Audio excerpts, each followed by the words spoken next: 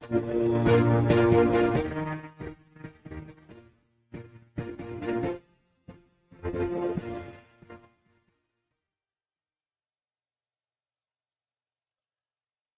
여러분 안녕하십니까. 지금부터 존경의 안보정론을 시작하겠습니다. 자, 이번 시간에는 말이죠. 지금 의료계의 갈등이 지금 학부모들 사이에서 아주 뜨거운 감자가 되고 있습니다. 절대 참지 않겠다. 그래서 이게 만약에 최종적으로 결정이 된다면 25년도 특히 그런 게 금년 지금 이제 수시 전형이 이제 시작이 됐지 않습니까? 그러다 보니까 학부모들이요 법률 투쟁까지 나서겠다라고 하는 그런 상황으로 치닫고 있습니다. 그래서 단순하게 이제 여야 의정 그러니까 특히 의료계와 정부와의 갈등이 아니고 이제는 우리 일반 국민들이나 마찬가지죠. 수험생 학부모들이 가만히 있지 않겠다라고 하는 그런 입장이 지금 나오고 있고요. 그 다음에 지금 이제 문재인 수사가 이제 본격화되고 있는데 그러다 보니까 지금 야권에서 반발이 만만치가 않아요. 그리고 그 반발 중에 이제 하나가 바로 이제는 또 문재인을 수사한 검사를 탄핵하겠다 이렇게 나오고 있습니다. 야, 그리고요 지금 이제 민주당에서 관련 대책 기구를 만들어서 대응을 지금 하고 있고 여기에는요 이 대장동 변호사들이 대거 거기에 들어갈 예정으로 있다. 이게 이제 또 중요한 뉴스 중에 하나가 되고 있고요. 자, 그러다 보니까 지금 문다혜가 어마어마하게 손치고 있잖아요. 여기에 대해서 이 정유라 씨가 제대로 치고 있어요. 가만히 안 있으면 네가 어떨래? 한번 달려봐 들어봐라. 그래서 이제 정유라 씨 아주 글을 잘 쓰잖아요. 그러다 보니까 지금 그 언론계에서 그리고 이제 정치권에서는 국민의힘 108명보다도 정유라 한 명이 더 낫다. 아주 속 시원하게 잘 내가겠다. 이런 혹평이 나오고 있다고 합니다. 자, 이러한 가운데 지금 이제 조선일보 김대중 칼럼, 그리고 이제 자유일보의 서울 그 단국대학교 이 서민 교수 여러분들 잘 아시죠? 이분들이 쓴 칼럼도 상당히 지금 이제 언론에서 많이 회자가 되고 있는데 서민 교수의 칼럼은 이 좌파들은 배우는 게 자식들이 지 애비한테 배우는 게 뻔하다. 그래서 이 조국, 지 아들, 딸들, 그 다음에 이제 문재인의 또 아들, 딸들 하는 거 봐라. 다 똑같은 것만 배우고 있다. 이런 점을 지적하고 있어요. 그리고 조선일보의 김대중 칼럼 보면 어마어마하게 무서운 얘기들이 상당히 충격적인 얘기가 많이 나오고 있습니다. 야, 이 김대중 칼럼니스트 영향력이 굉장히 센 분인데 자, 그래서 저도 이거를 뭐 방송을 할까 말까 망설이다가 그래도 우리는 알아야 되겠다 싶어서요. 여기에 이제 긍부정적 요소가 다 있어요. 자, 그래서 요 김대중 칼럼을 여러분께 또 참고적으로 소개를 좀 해드리도록 하겠습니다. 그리고 지금 이제 10월이 되면은요, 아까도 말씀드린 대로 이전 선거법 공소시효가 이제 끝나잖아요. 그래서 10월 10일을 계기로 해서 이미 뭐 10월 대반란선 뭐 등등 많은 설들이 나왔는데 정말 이 정계 이 개편설이 다시 한번 또 불이 붙는다. 이런 전망들이 나오고 있어요. 자, 그래서 이거 뭐 한 건 한 건만 하더라도 뭐 한 30분씩 말씀드려야 되는데 여러분께서 꼭 아셔야 될 이 정보와 그리고 또 아셔야 될 그 논평의 방향 요거를 여러분과 같이 이제 함께 하도록 하겠는데요. 우선 조선일보에서 대대적으로 오늘 보도하고 있는 내용이 입시라고 하는 것은 국민과의 약속 아니냐? 왜 그러느냐? 지금 2024년도 금년 겨울시험서부터 싹 다 뜯어고쳐라. 이게 지금 의료계의 강력한 주장이잖아요. 그렇지 않으면 여야정 협의체에 나갈 수 없다. 그래서 2024년도하고 5년도 그러니까 이제 2025학년 금년 내년 시험이니까 2025학년도하고 2026학년도 2,000명씩 지원한다는 거 요거를 없애버리라는 거 아니에요. 그래서 종전대로 뽑고 새로운 의대 정원의 증대 증원 문제는 2027년도부터 시작하자 이렇게 돼 있거든요. 그런 가운데서 지금 이제 이 그 수시 모집 원서 접수가 지금 시작이 됐어요. 이미 월요일 날부터. 그러다 보니까 만약에 지금 의료계 요청대로 이 증원 이 계획이 백지화될 경우에는 지금 저 195개 대학에서 수시 접수가 이미 시작이 됐는데 가만히 안 있겠다. 그래서 줄 소송을 내겠다라고 하는 지금 분위기가 되겠습니다. 자, 그래서 지금 이제 의대 정원에 이제 보면은요, 2024년도 금년도의 경우에는 이제 그대로 이미 되어 있는 거죠. 이미 지나간 거니까 3,113명인데 2025학년도부터는 이게 4,610명이 늘어나고 2026년도에는 또 마찬가지로 이제 2,000명씩 매년 늘어나게 됐는데 지금 정부가 만약에 의료대가 단일안을 갖고 오면 재논의하겠다 이런 입장으로 돼 있거든요. 여기에 지금 학부모들이 대거 반란을 하고 있는 상황이 되겠습니다. 그래서 양찬우 이 한국대학교육협의회 입학지원실장도요. 5월 말 수험생들에게 모집 정원을 알렸는데 지금 숫자를 바꾸면 경쟁률이 달라져서 학생들이 큰 피해를 본다. 그리고 정정순 전국대학교 입학 관련 저장 협의회 회장입니다. 이제 와서 모집 정원을 변경하는 것은 불가능할 뿐만 아니라 불가역적이다. 전 국민의 약속 입시인데 요 전 국민들에게 약속한 입시의 적법성과 신뢰성을 훼손하는 의기 때문에 용납할 수 없다. 그리고 강동환 진학지도장학사위원회 위원장인데요. 전국의 최상위권이 가는 의대 입시는 매우 단순하다. 증원에 따라서 입학 가능성을 뻔히 아는데 어떤 학생이 이런 것을 받아들이겠나.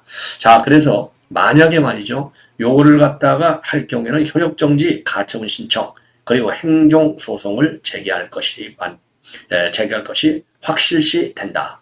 지금 이렇게 알려지고 있어서요. 어마어마한 지금 반발이 나오고 있습니다. 자, 그래서 요거 2026년도까지는 못 움직인다. 이런 얘기가 되겠고요. 자, 두 번째 이제 중요한 이슈 중에 하나는요. 10월 10일이면요. 40선거, 4월 10일 이제 총선. 요 공소시효가 마감이 되는 날이에요. 그래서 현재로서는요. 이 국회의원 중에서 기소로까지 그러니까 이제 재판에 넘겨진 의원은 지금 딱 한 명. 정준호 민주당 의원이요. 이 전화방으로 통해서 이제 선거를 독려한 요게 이제 들어가 있는데 지금 이제 중앙일보가 이거를 대대적으로 아주 잘 보도를 하고 있습니다. 중앙일보가 이 보도하고 있는 기준은요. 지금 대검의 총선 선거사범 입건 및 처리 하나 이게 8월 7일 기준으로 돼 있어요. 한 달 전. 요 기준 자료에 따르면은요. 이번 22시대 총선에서 공선법 혐의로 입건된 사람이 모두 2,348명. 이 중에 10%가량인 252명이 이미 기소가 됐고 한 달 전 기준입니다. 1,399명에 대해서 수사가 진행 중이라고 합니다. 그런데 이제 요거는 이제 전체 선거 관련자고요. 의원들만 대상으로 할 경우는 정준호 민주당 의원이 유일하게 이 불법 전화 홍보를 한 혐의로 지금 재판에 넘겨졌고 지금 나머지는 전부 수사가 진행되고 있는데 재판에 넘겨질 여부가 10월 10일 날 결정이 된다는 겁니다. 자, 그래서 이제 민주당에서는 대표적으로 양문석을 비롯해서요. 김문수 의원, 그 다음에 박균택, 박용갑, 신영대, 이상식, 이현주, 이정원을 이런 사람들이 지금 대대적인 검찰 수사를 받고 있어요. 그리고 여당도 김형돈, 서일준, 조지현 이런 분들이 수사 선상에 올라와 있는데 지금 여권의 경우에는요. 본인들이 숨길 경우에는 선거법 위반 수사 대상인지 아닌지를 알기가 어려워서 전체 규모는 파악하기가 어렵다. 이런 반응을 보이고 있고요. 실제 기소되는 현역 의원은 언론에 알려진 것보다도 더 많은 것이다. 자, 그래서 요 이제 수사 한마디로 해서 이제 100만 원 이상만 받으면 끝나잖아요. 당선이 무효되잖아요. 그리고 피선거권이 형의 경중에 따라서 5년 또는 10년까지 박탈이 되는 겁니다.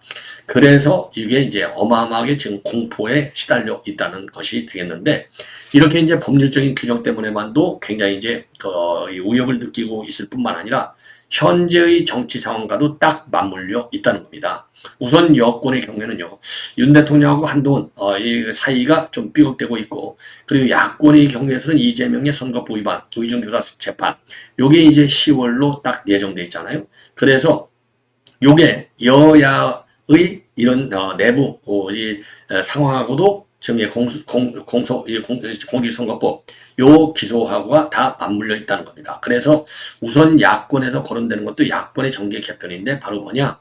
지금 이제 10월, 11월에 이제 이재명의 재판 결과가 나오면 그야말로 윤 대통령이 정치 지형을 흔들 것이라는 겁니다. 이 선거법 위반 관련자들이 민주당에 워낙 많기 때문에.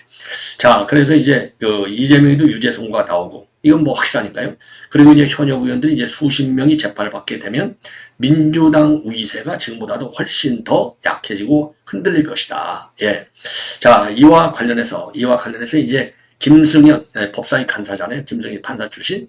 이 김승원, 죄송합니다. 김승원에도 최근에 말이죠. JTBC 유튜브에 출연해가지고 뭐라고 했냐면 최근에 들리는 얘기로는 용산에서 선거법 위반과 관련해서 지금 이제 민당 야당 의원들 한 20여 명은 날리겠다. 이런 얘기가 나오고 있고, 그리고 여당 의원의 국회 입성을 위해서 재보선도 할 수 있고, 그 다음에는 민주당 의원에 대해서도 까불면 수사로 날리겠다. 이런 압박을 진행하고 있다. 이런 지금 얘기를 하고 있어요. 공공연하게. 그리고 반대로 또 그럼 여권은 안전하냐? 아니다. 여권도 윤석열 대통령과 한동훈과의 관계, 이 불협화음에 주목하고 있다는 겁니다. 그래서 민주당의 장경태가 MBC에서 뭐라고 했냐면 지금 여권도 검찰의 칼날에 서 있기 때문에 어느 누구도 함부로 한동훈의 공감한다, 의견에 공감한다 이런 식으로 해서 한동훈 편을 들기가 어려울 것이라는 겁니다. 그래서 10월 10일이 지나고 나면 상당히 이런 분위기가 이제 법의 사법 리스크가 벗어나기 때문에 소신 있는 의원들이 많이 나올 것 같다는 것이죠. 그래서 여당 의원들도 10월까지는 몸조심을 하고 있고 그 이후로부터는 자유로워져서 다음 대선과 그 다음에 지방선거를 죄송합니다. 이제 그리면서 본인들이 이제 자율적인 이제 이 정치 행보를 보여줄 것이고 그럴 경우에는 지금 이제 10월 이후가 되면은 8명 이상의 이탈자도 나올 것이다.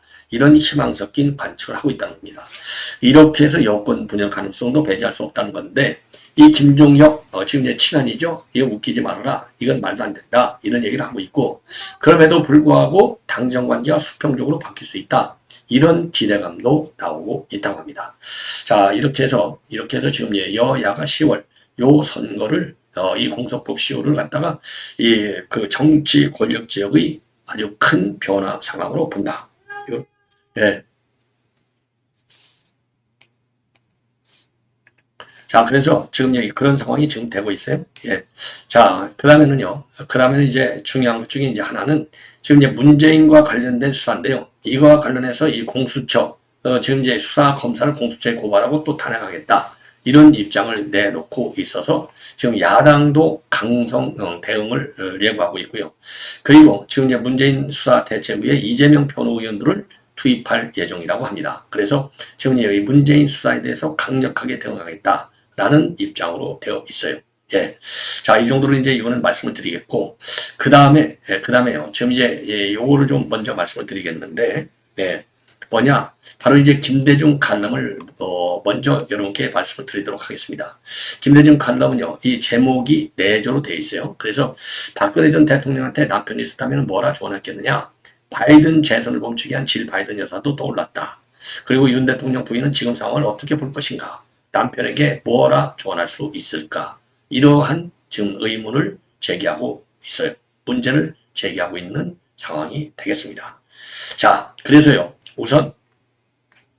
우선적으로 지금 이 칼럼니스트 김대중 칼럼의 얘기를 보면은요, 요게 이제 조언이 굉장히 중요하다. 그래서 박근혜 전 대통령이 만약에 남편을 쓰다면 탄핵까지 갔겠느냐. 그리고 바이든, 지금 이제 1번 불출마도 질 바이든 여사가 옆에서 쓴소리를 하는 바람에 운명을 바꿔서 지금 미국 대선판도 달라진 것이 아니겠느냐. 자, 이런 얘기까지 하면서 이제 지금 현 상황에서 김건희 여사의 역할이 과연 뭐겠느냐.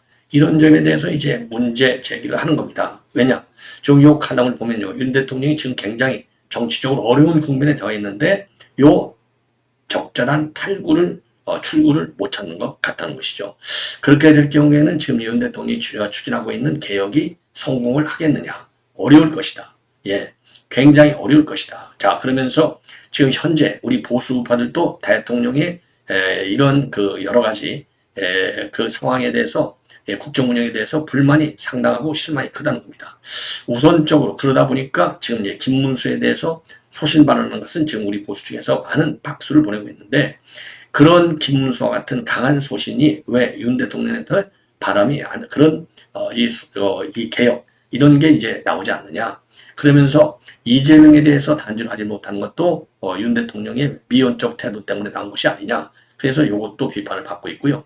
그러다 보니까 지금 우리 보수 중에서는 이재명의 사법 처리에 많은 기대를 걸고 있는데 4건 중에 어느 하나도 유죄 판결이 나온다면 그야말로 이제 결정적으로 굉장히 무너지는 그런 순간이 올 것이고 결국은 이것이 이제 막힌 정부를 푸는데 실마리가 될 것이다. 하지만은 그런 상황이 그렇게 쉽게 오겠느냐? 쉽게 오지 않을 것이라는 겁니다. 그리고 사법부 구성이 보수적 기대를 충족시키기 어렵게 돼 있는 데다가 우리의 3심 제도는 당장 사법적 결말을 가져오기 어렵게 하고 있고 엊그제 미국에서 있었던 트럼프 공화당 대통령 후보에 대한 사법 당국의 선고 연기 결정은 우리에게도 큰 영향을 미칠 수 있다는 것이죠. 그래서 사법이 정치의 영향에 영향을 주고 싶지 않다는 법조계의 판단이 된다는 겁니다. 미국의 경우에. 자, 이런 상황에서 윤 대통령에 바라는 보수층의 옵션도 드러나고 있는데 부인 문제에 대한 윤 대통령의 진실한 대국민 사과다. 개혁의 과제를 정리하고 지도자를 자리게 하는데 개인적인 생각, 가족적 측면이 중요할 수 없다. 이렇게 김대중 칼럼니스트가 주장을 하고 있습니다. 그러면서 개혁 과제의 한정에서 야당과 대타협을 한다는 것도 하나의 옵션이 될 경우인데 이 경우에는 이재명의 사법 처리를 유예하도록 정리할 수 있다. 야, 이게 지금 우리 한국적 상황에서 말이나 되는 겁니까? 아니, 사법 처리를 유예하다니요. 이 김대중 칼럼니스트 이거 너무 선을 넘어간 것이 아닌가, 이런 비판을 받지 않을 수 없을 것 같습니다. 이도 저도 아니면 현 상태로 지리멸렬하게 연명해서 역사의 보잘것없는 한 페이지로 남는 것이다. 보수정권 재창출도 단연코 포기할 수밖에 없다. 윤 대통령 개인의 흥방성쇠도 중요하지만 현재의 연장선상으로는 보수정권의 재창출은 난감한 상태다. 와, 이 패러그래프가요, 굉장히 문제성이 많은. 그러니까 이재명 사법 리스크를 갖다가 유예하라? 예. 야, 그게 안 되면 지리멸렬하다. 그리고 보수정권 창출은 단연코 포기할 수밖에 없다. 야, 이게 이런 극단적인 의견이 과연 요게 뭐 자기 지인들하고 대화하는 게 아니고 그야말로 조선일보 보수 매체의 대표 매체인데 칼럼으로까지 이렇게 필자와 이런 문자화 시킬 수 있나, 이런 점에서 제가 보기에는 충격을 금할 수 없는 것 같아요. 그래서 윤 대통령이 처한 이러한 공공한 상황을 그의 부인은 어떻게 보고 있을까? 이런 상황에서 그가 할 수 있는 일은 무엇이며 남편에 대한 조언은 어떤 것일 수 있을까? 굳이 이 시점에서 박근혜 대통령을 떠올리고 질 바이든 여사를 거론하면서 삼성 이 회장의 발언을 멋대로 가정해서 만들어내는 이유는 현 시국에 대한 윤 대통령의 부인의 생각이 궁금하고 또 절실해서다. 이게 삼성 이건희 회장은요, 부인과 자식 빼놓고는 다 바꾸라, 요 얘기를 지금 거론하고 있는 거가 되겠습니다. 예. 자, 이 정도로 이거는 이제 말씀을 마치고 이제는요, 마지막으로 이제 정유라 씨가 제대로 한마디를 가지고 있습니다. 바로 최근에 이 문대하가 자기 가족은 건드리는 게 아니야, 나는 운명 공동체인데 가만히 있지 않겠어. 그래서 개구리를 빗대서 얘기하고 별 난리를 다 치고 있지 않습니까? 이거를 갖다가 이 정유라 씨가 제대로 딱 때리고 있습니다. 드디어 빵에 갈 것 같으니까 미쳤다. 안 참으면 내가 어떡할 거냐. 그런 말 하면 누가 눈 하나 깜짝하냐. 이러면서 직접 확 쏘아 붙이고 있어요. 자, 이게 문제가 뭐라고 그랬어요? 아까도 말씀드렸지만 가도 건드리지 말라, 이런 얘기 하면서 가만히 있지 않겠다는 거 있지 않습니까? 요거를 직격하고 있는 상황입니다. 자, 그래서 리에비가 남을 향해 던진 돌이 남한테 맞고 튕겨서 제 딸 X 가리에, 그게 대가리에 꽂힌 거지 뭐. 그게 업보라는 거다. 리에비가 수도 없이 많은 사람들한테 돌을 던져서 맞아 죽은 사람도 있고 병신된 사람은 수두룩하다. 남의 눈에 피눈물 나게 했으니 제 딸은 피 솟게 하는 게 세상의 이치다. 이렇게 비판하고 있어요.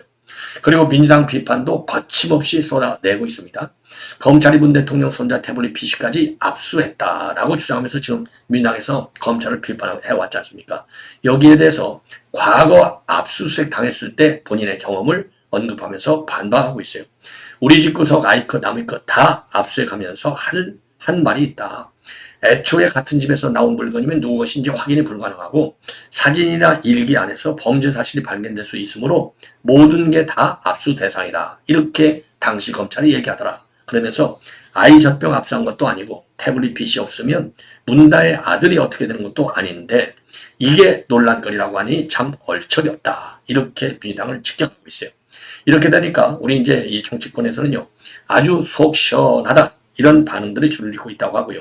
특히 우리 우파 일각에서는 괴담과 억지를 앞세우고 있는 민주당에 제때 대응도 못하는 국민의힘 의원 100명보다도 정유라 씨 한 사람이 훨씬 낫다. 이런 대환호까지 나오고 있다고 합니다. 자, 이거 우리 국민의힘 의원들 정말 반성해야 되지 않을까, 이렇게 생각이 듭니다. 예.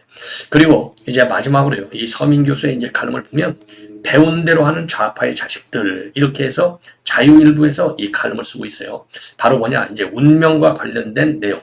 지금 이제 이 문다혜도 2억 5천만 원을 받아먹었고 문재인 아들 문주정이도 2억 원을 받아먹었잖아요. 자, 그런데 요게 딱 뭐냐, 이게 조국의 아들 딸 봐라 이거죠. 조국의 아들 딸, 정말 어이없이 전부 다 변호사 되겠다고 의사 시키겠다고 모든 소리를 다 조작해서 난리를 쳤지 않습니까? 그러면서 억울하니까 요 좌파들이 나경원의 아들 예일대 다니는 거 비판하고 있고 그리고 한동훈의 딸 MIT 하는 걸 비판하고 있다는 겁니다.